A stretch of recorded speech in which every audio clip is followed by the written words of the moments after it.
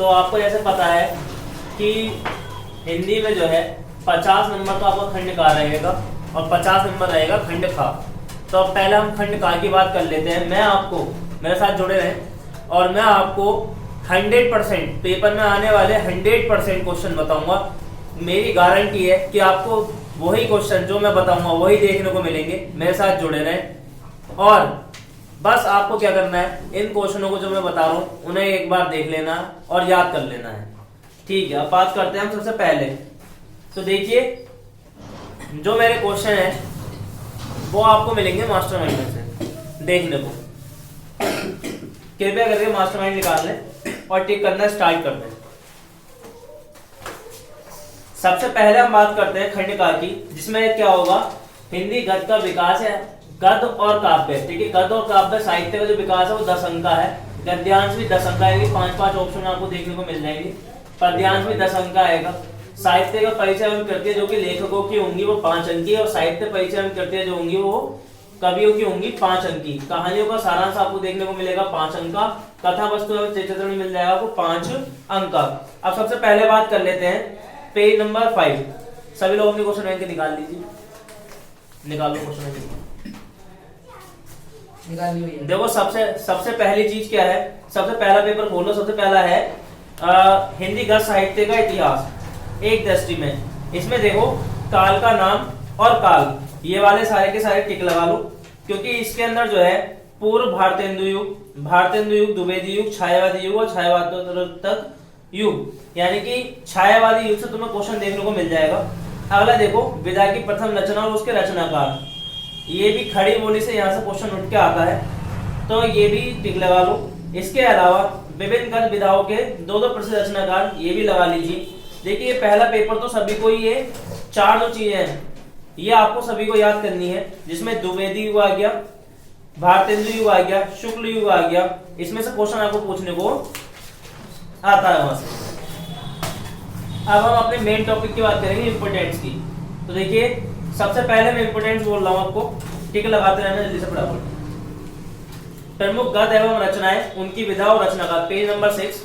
देखो अंडे के छिलके जो कि हमारी रचना है। दूसरा है अतीत के चलचित्र, अंधेरी नगरी, अंधेरे बंद कमरे, अजातशत्रु,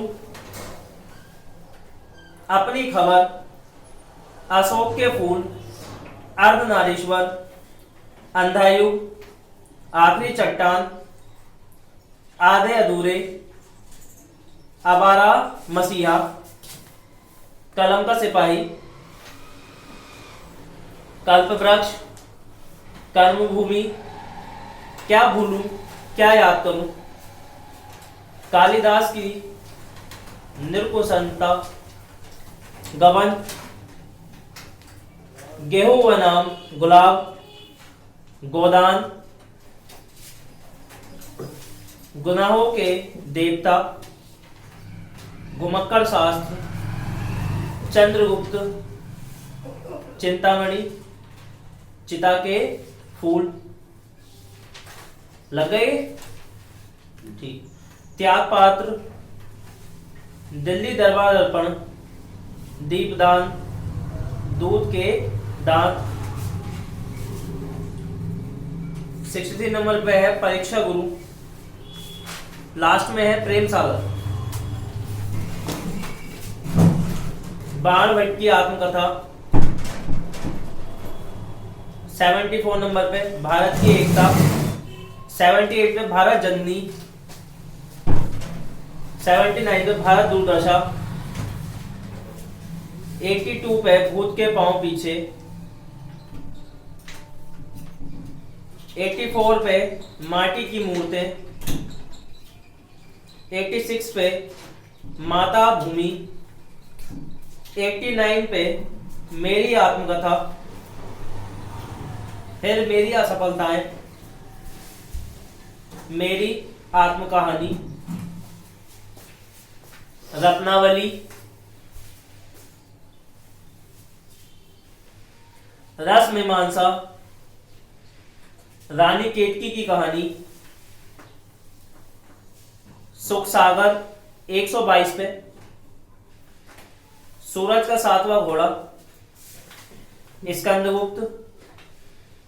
हिंदी भाषा और साहित्य, हिंदी साहित्य का इतिहास, हिंदी साहित्य की भूमिका। ये सभी के सभी सारे के सारे इंपोर्टेंट है, और जो बहुविकल्प है वो भी आपको इसमें देखने में मिल जाएंगे। यानी कि जो आपके बहुविकल्प हैं, जो कि ऑब्जेक्टिव हैं, जो कि आपके कम से कम आएंगे 5 अंक के, तो वो आपको इनमें से देखने को मिल जाएंगे। अब अगर आप कहें तो मैं इसमें भी लगवा देता हूं आपको, ऑब्जेक्टिव में भी। ठीक, ऑब्जेक्टिव में भी लगा लीजिए। 3rd नंबर पर प्रेम सागर के रचनाकार हैं। खड़ी बोली गद्य के विकास का प्रारंभिक युग कौन सा है? फोर्ट विलियम कॉलेज कहाँ स्थित है? अष्टायाम के रचयिता।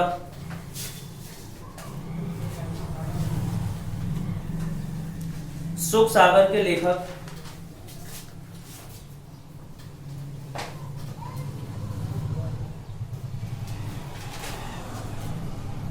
सौ अनजान एक सुजान के लेखक।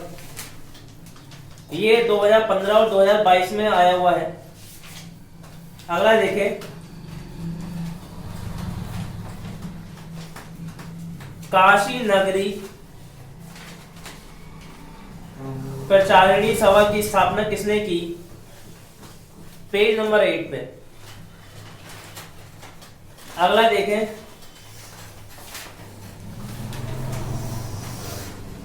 खड़ी बोली की प्रथम गद्य रचना किसे माना जाता है?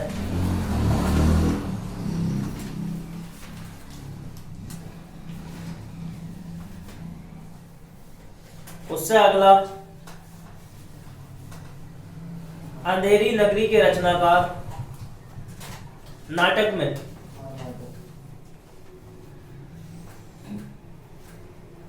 जयशंकर प्रसाद का नाटक, स्कंदगुप्त नाटक के लेखक। 41 47 अजातशत्रु किस विधा की रचना है? संयोगिता स्वयंवर किसकी रचना या कृति है? लहरों के राजहंस, भारत दुर्दशा। बाणभट्ट आत्मकथा के लेखक हैं। निम्नलिखित में से हजारी प्रसाद द्विवेदी की रचना नहीं है। कर्मभूमि किस विधा की रचना है? अज्ञे की रचना है।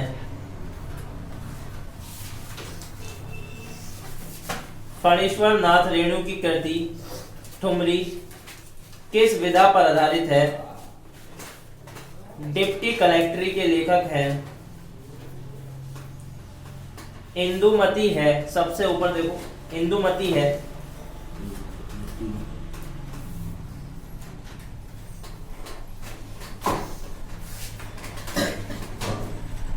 अगला देखो,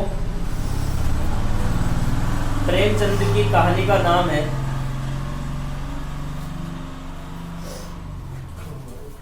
किशोरी लाल गोस्वामी की रचना है।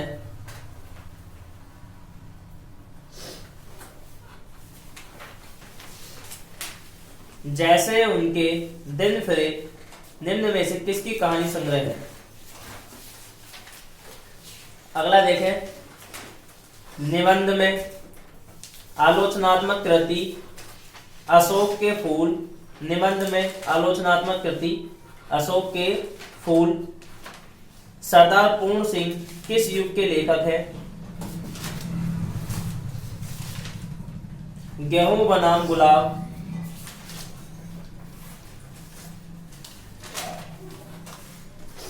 राष्ट्र का स्वरूप निबंध के लेखक हैं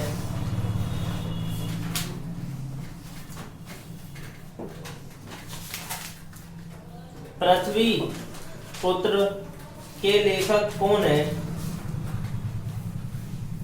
विद्या निवास मिश्र निबंधकार हैं।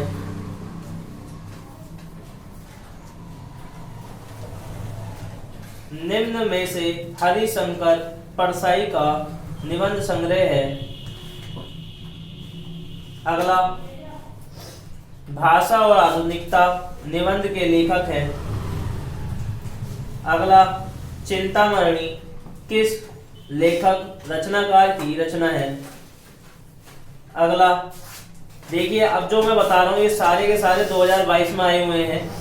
रामचंद्र शुक्ल द्वारा लिखा गया निबंध, संस्कृति के 4 अध्याय, निम्नलिखित में से हजारी प्रसाद द्विवेदी की रचना है। साहित्य सहचार के लेखक हैं। जीवन और दर्शन के रचनाकार हैं। रामचंद्र शुक्ल की रचना है। भाग्य और पुरुषार्थ के लेखक हैं। ये सारे के सारे 2022 में आए हुए हैं अलग अलग सेट में, क्योंकि पेपर 2 जिलों में छोड़ के हर तीसरे जिले में पेपर अलग अलग होता है। हर जगह पेपर का पैटर्न बदला हुआ होता है, कुछ ना कुछ उसमें आपको चेंज देखने को मिल जाएगा। तो इसी प्रकार से जो है इतने सारे टिक इसलिए लगवाए गए क्योंकि ये सारे के सारे इंपोर्टेंट है और इनसे बाहर नहीं आएगा, ये मेरी गारंटी है। अगला देखिए, डॉक्टर वासुदेव शरण का निबंध संग्रह कृति है। अब हिंदी गद्य की नवीन विधाएं में आ जाएगी, जल्दी से फटाफट। क्या बोलूं, क्या याद करूं। आखिरी चट्टान 12 मसीहा के लेखक। नीड़ का निर्माण फिर आत्मकथा है। उससे अगला कवि वचन सुधा पत्रिका के संपादक हैं। आनंद कादम्बिनी के संपादक हैं 226। ब्राह्मण पत्र के संपादक हैं। हल्स पत्रिका के संपादक हैं। बालकृष्ण भट्ट द्वारा संपादित पत्रिका है। बाबू गुलाब राय की आत्मकथा है। हिंदी प्रदीप के संपादक हैं।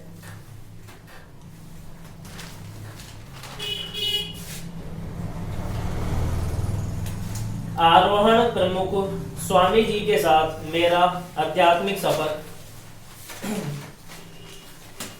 अगला अग्नि की उड़ान, अतीत के चलचित्र, पंडित प्रताप नारायण मिश्र, महावीर प्रसाद द्विवेदी द्वारा संपादित पत्रिका, सरस्वती पत्रिका का प्रकाशन।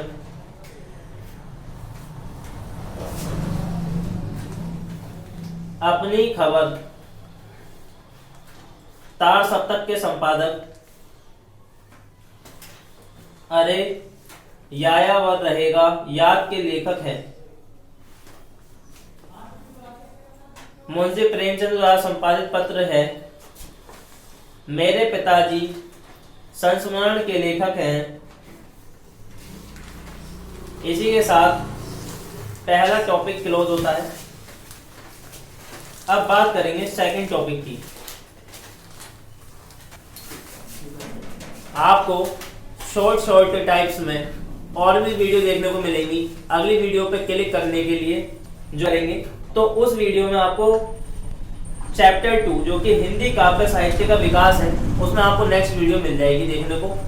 ये पहले टॉपिक की जो कि हमारा हिंदी का था, हिंदी साहित्य का विकास, आपको यहाँ पे जो है ऑब्जेक्टिव देखने को मिल गए हैं। अगली वीडियो पे क्लिक करें ताकि आप उसमें भी उस चैप्टर में इंपॉर्टेंस देख पाएं और जुड़े रहें मेरे साथ, क्योंकि जैसे जैसे ऑब्जेक्टिव खत्म होंगे फिर मैं आपको वही चीजें बताऊंगा जो सबसे ज्यादा इंपॉर्टेंट है। मेरी गारंटी आपको 100% वो देखने को पेपर में जरूर मिलेंगी। धन्यवाद। हिंदी साहित्य का विकास बताया था मैंने आपको, अब बताएंगे काव्य साहित्य का विकास। तो देखिए, हिंदी काव्य साहित्य के विकास में आपको युग देखने को मिलेंगे, जैसे भारतेंद्र युग, द्विवेदी युग, छायावाद, प्रगतिवाद एंड नई कविता इत्यादि ऐसे जो है आपको इसमें टॉपिक्स देखने को मिल जाएंगे।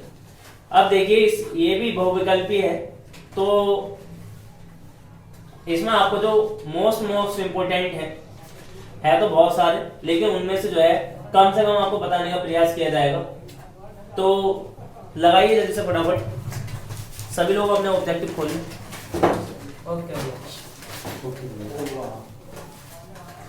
देखो, बहुविकल्पी है,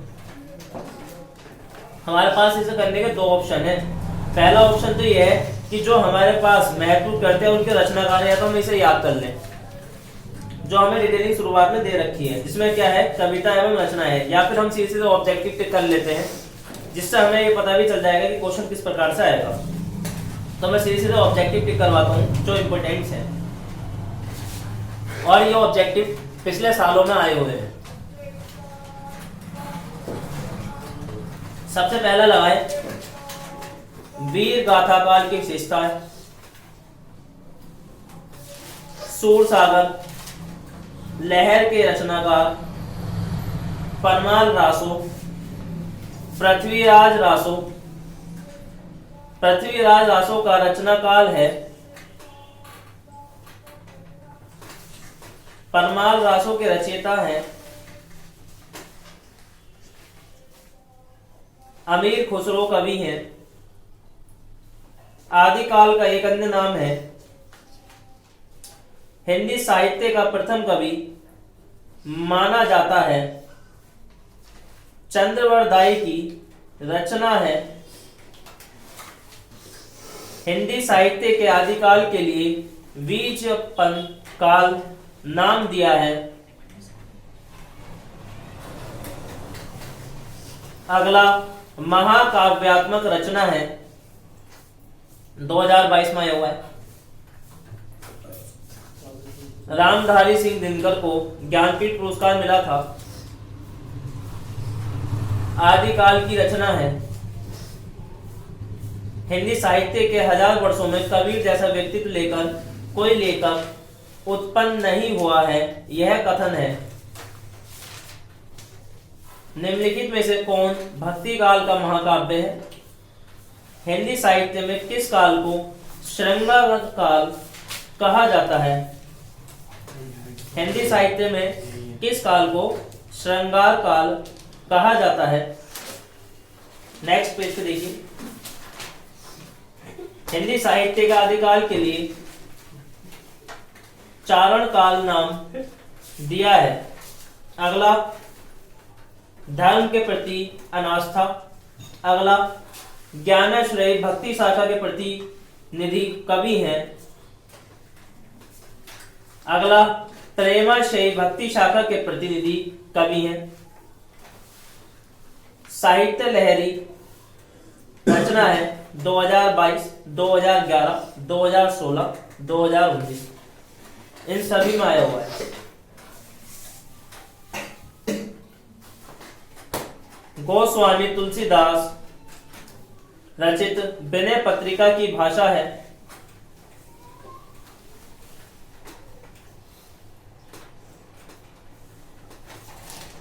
गोस्वामी तुलसीदास के बचपन का नाम था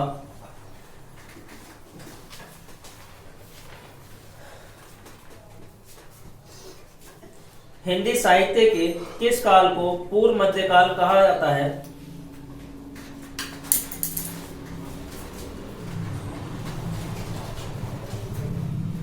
निम्नलिखित में कृष्ण भक्ति शाखा के कवि नहीं है।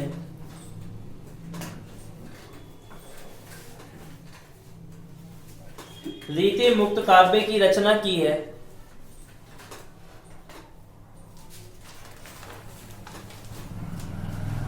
रीति काल की सर्वाधिक महत्वपूर्ण प्रवृत्ति है। अगला रीति काल का अन्य नाम है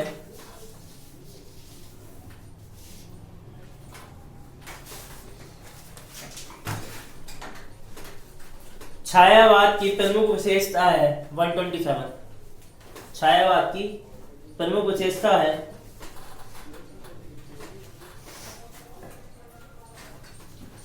अगला देखो, ये भी 2022 में आया हुआ है, और जो अब मैं बता रहा हूं ये भी 2022 में आया हुआ है। नौका विहार कविता किस कृति से अवतरित है?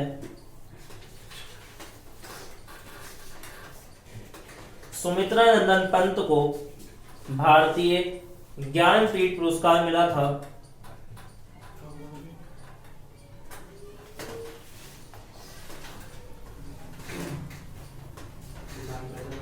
इनमें से किस समय सीमा को द्विवेदी युग के नाम से जाना जाता है? सबसे ऊपर 129। छायावाद युग का समय कब से कब तक माना जाता है?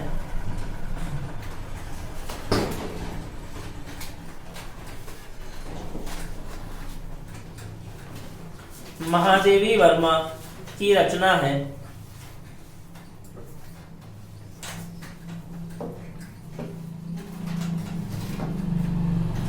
कामायनी महाकाव्य के रचयिता है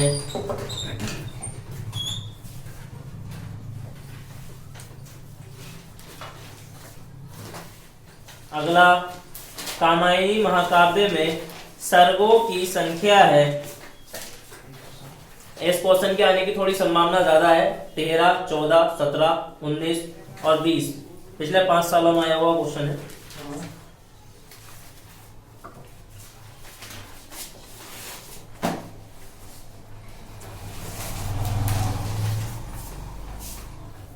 कामायनी किस युग की रचना है? कामायनी में श्रद्धा सर्ग किस सर्ग के बाद आता है? कामायनी के प्रथम सर्ग का नाम है?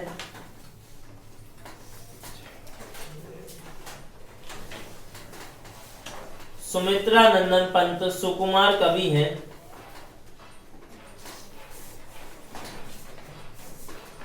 राम की शक्ति पूजा कविता के रचयिता है।